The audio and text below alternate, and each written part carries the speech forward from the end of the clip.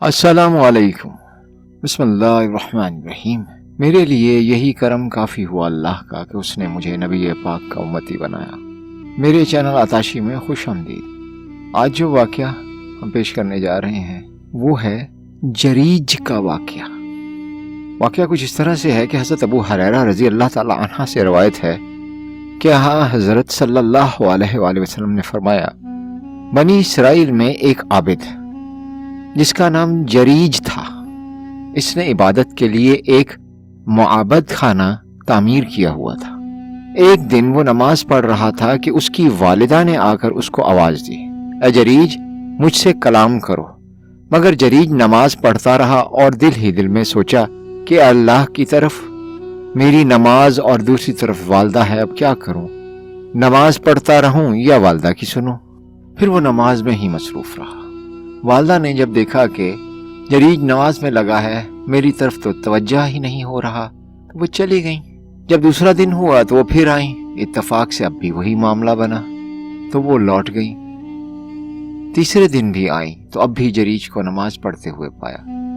اس نے آواز دے کر بلایا مگر جریج متوجہ نہ ہوا اور ناراض ہو کر چلی گئیں اور غصے میں آ کر بد دعا دی کہ اے جریج تمہیں اس وقت تک موت نہ آئے جب تک تم کسی بدکار عورت کا منہ نہ دیکھ لو، اور کہا کہ اس کی دعا قبول ہو گئی۔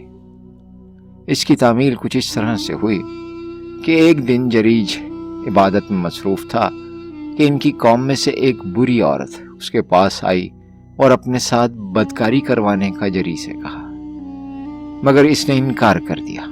وہ چلی گئی اور ایک چرواہے سے جا کر اپنی خواہش کی تکمیل کروا لی، جس سے وہ حاملہ ہو گئی۔ پھر جب اس نے بچہ جنا تو قوم نے پوچھا یہ کس کا ہے، تو اس نے جریج کا نام لگا دیا۔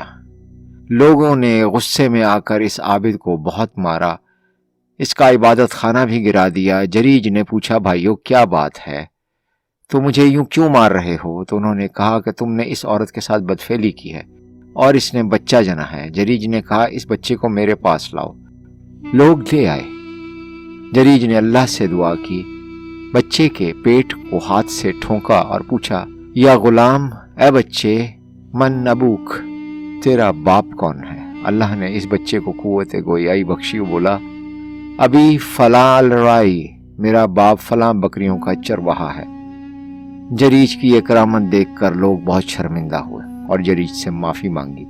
پھر دریافت کیا کہ اب بتاؤ تمہارا معبد خانہ سونے کا یا چاندی کا بنا دیں؟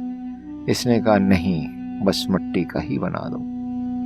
یہ ایک سبق آموز واقعہ تھا کہ والدین کے ساتھ ہمیشہ حسن سلوک کرو اور ان کی بد دعا سے ہمیشہ بچنا چاہیے۔